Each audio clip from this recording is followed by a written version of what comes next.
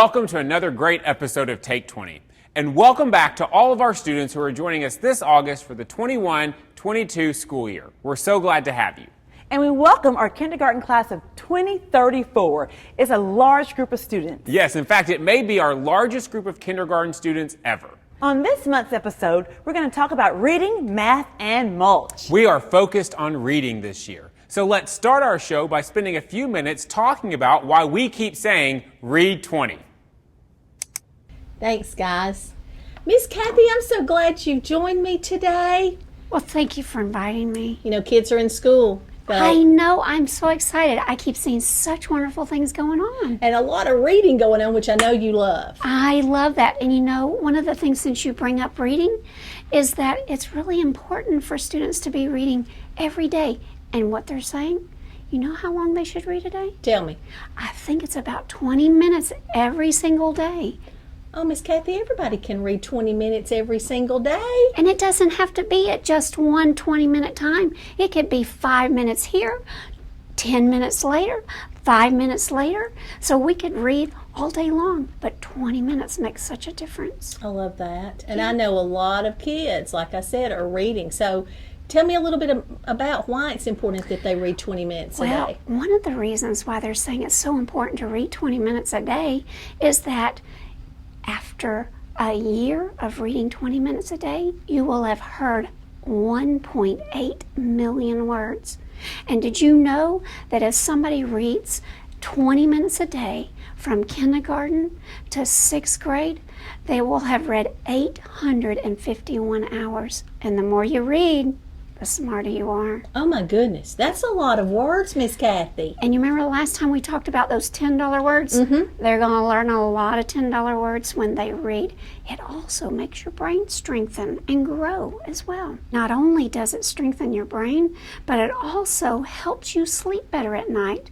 That's one of the reasons why we have story time at night, is so that children can relax and enjoy a story, gives a chance for the stress to be relieved during the day, and that also helps build their vocabulary, which is so important. Yeah, absolutely. I noticed you brought some books today. I did. You know, I see a lot of kids right now in the classrooms that are reading books, and one of the things they say is, you know what, some of our kindergartners are saying, I don't know how to read this book. So as a parent, it's really important that we read to our child. So let's pretend that I am your child and you're going to read to me.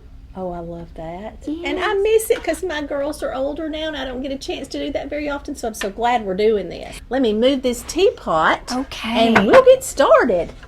So, Miss Kathy, are you going to point as I read? Yes, okay. Let me do that. Now, Okay. let's get started. When will Gran get here? Josh asks. Jen shrugs. Just then, Josh and Jen see a cab on the street. Gran is here, Jen yells. When Gran steps from the cab, Josh and Jen run up to get a hug. Oh. Now, Miss Kathy, you know, I feel like it's important that we ask some questions. It is. Do you? It's absolutely important. So what did Josh and Jen see? I think it says that they saw a cab on the street. They did. Have you ever been in a cab? I have been in a cab. Ooh, me too. And then I also know that there's some words that I bet our students would be learning. Yeah. So do you see the word here? Oh yeah. Can you you know find what? it? That's the word that we've been talking about in our classroom. So there's the word here. So it's really important that when you're reading to your child, especially if they're younger, that you make certain that you ask questions and talk about the story just like we just did. But it's also important to see if they can find the words that they've been working on in their classroom so that they can locate them in the text. And you know the best part is, it's just time that you can spend with your child and making certain that they understand what they've been reading in class as well as with you. It's really important that not only are they reading in school, but that 20 minutes a day that we talked about, that they read outside of the school day with you as a parent or with your brother and sister. Miss Kathy, these are great little books. Where did you get them? You know what? We have been very fortunate as the state of Tennessee that residents get some of these decodable texts. And decodable texts are really stories that use phonics skills. And if they didn't receive these books, their teachers might have them in the classrooms? Yes, they also have them there as well. That's awesome. And Miss Kathy, students can also check out books in their school library or our local library or even our small little libraries that each campus has. And did you know that you can also, for children who aren't in school yet, they can get books from the Imagination Library that Dolly Parton gives to children in Tennessee? You know, I love Dolly. I do too. And do you know what Dolly always says? Yes, I do. You can never get enough books in the hands of enough children. Back to you, Miss Johnson. I'm looking forward to seeing our students' reading skills increase this year. And I love to hear from parents in telling us how they're making reading fun at home. You know, Miss Johnson, at the top of the show, you talked about mulch as a topic. And that may seem a little odd, but I think it's important for us to realize it takes a village to run a school system. So let's go on location to Elizabeth to see what she has for us. I'm student reporter Elizabeth here at Salem Elementary with Mr. Larry Wilford. Mr. Larry, what do you do? I am maintenance supervisor for Murfreesboro City Schools. We take care of all the maintenance from cutting grass, landscaping like they're doing behind us right now with the mulch in preparation for the start of school. We take care of the HVAC, the plumbing, the electrical, door security. We handle anything basically up under the roof. That sounds interesting. How many acres does your team manage? 140 acres. That's across the system. That includes our central office and our maintenance shop. Wow, that's a lot. How many yards of mulch do you plan to use this fall? I'm going to estimate 110 yards. It's hard to say sometimes, but at this site, we have already put out 30 yards at this Salem Elementary. Speaking of Salem Elementary, how big is this school? This school covers 82,000 square feet. That's on one floor. It's the footprint of the building. The total size of the school is like 142,000 square feet. And if you equate the 140,000, it's like 3.5 acres under one roof. Speaking of acres, we have 271 acres that our team manages. Wow, that seems like a lot. It is. What are some of the things you and your team do that no one really thinks about? Well, for beginning, the HVAC, the heating and cooling, no one ever thinks that whether it's working or not when they come to the school. When they go to school, they expect it to be cool or hot. They go get a drink of water, they're going to think, is the water fountain working? No. Those are some of the things that are obvious that are going to be running and expected to be running. Our yard crew, when you come to school every day, you expect the grass to be cut, the landscaping to look good. Going to get lunch, you expect to have a good lunch. Our part in the cafeteria and kitchen is to make sure the equipment is running properly. There's just so many things that we do on the side that go unseen. So the school's just like our house, just many, many times more. That is right. Thank you for all that you do throughout the year. You're welcome, and I appreciate the interview today and highlighting our crew and taking an interest in our department. You're welcome. I'll send it back to you, Dr. Duke. Thanks, Elizabeth. That's a lot of mulch. In fact, Miss Johnson, did you know that a cubic yard of mulch weighs between 400 and 800 pounds? That is literally a ton of work.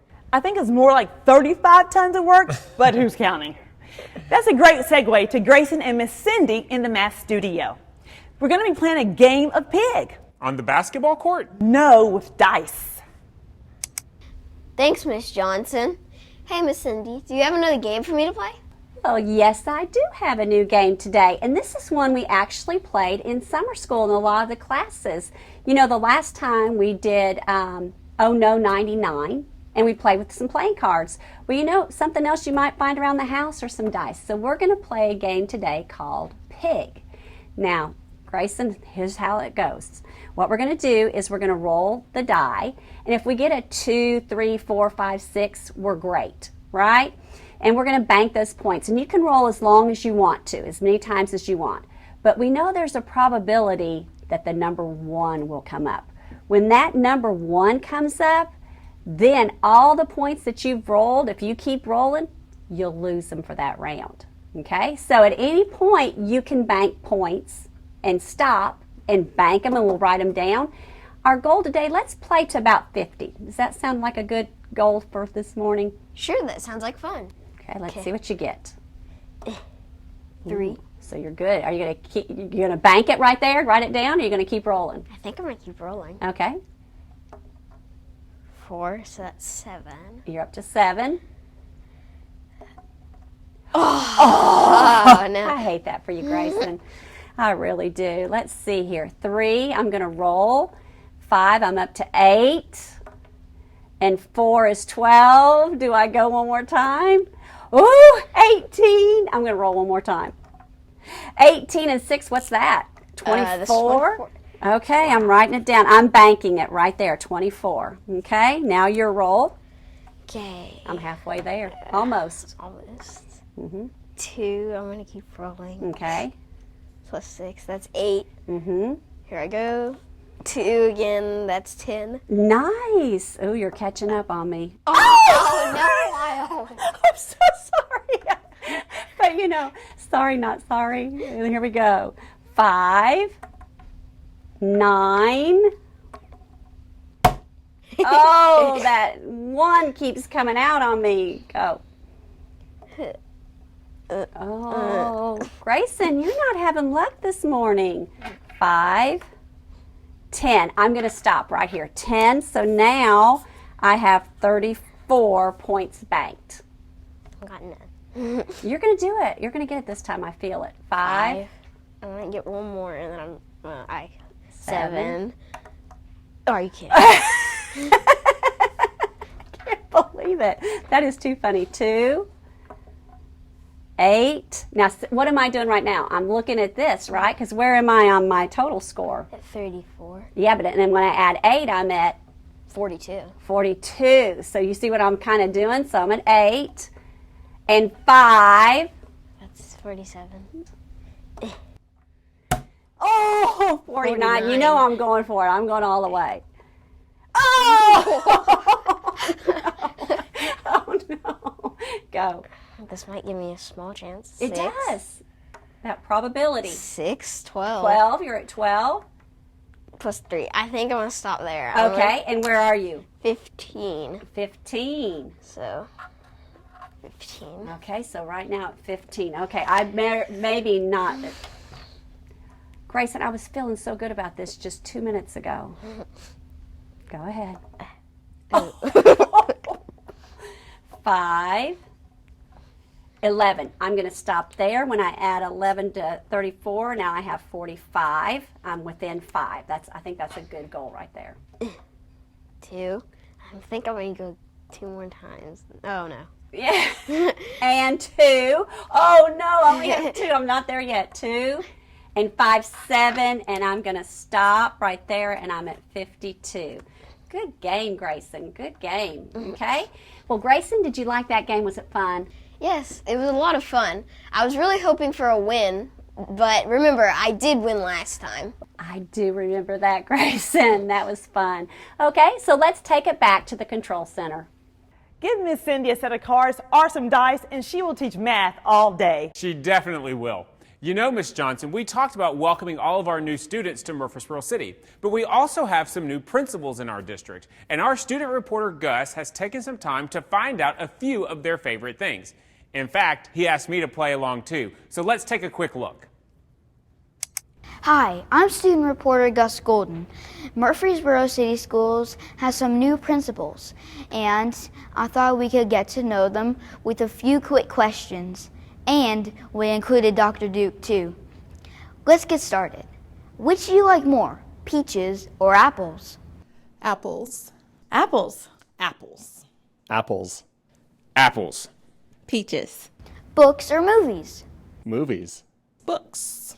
Movies. Movies. Books. Movies. What's your favorite color? Red. Blue. Pink. Orange. Blue.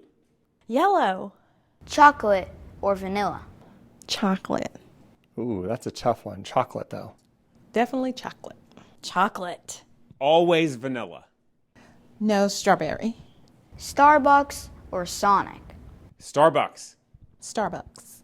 Starbucks. Starbucks. Starbucks. Both, depending on the day. Pizza or tacos? Tacos. Tacos. Pizza. Tacos. Pizza. Really like a taco pizza, but I'd go with tacos. Pronounce this word. Pecan. Pecan. Pecan. Pecan. Pecan. Pecan. Thanks, Gus. That was a lot of fun. And I'm looking forward to working with this great group of principals this year at Murfreesboro City Schools. It is definitely going to be a great year. So thank you to all of our teachers and staff for making sure everyone in Murfreesboro City feels known, safe, challenged, and empowered. Have a great day, everyone.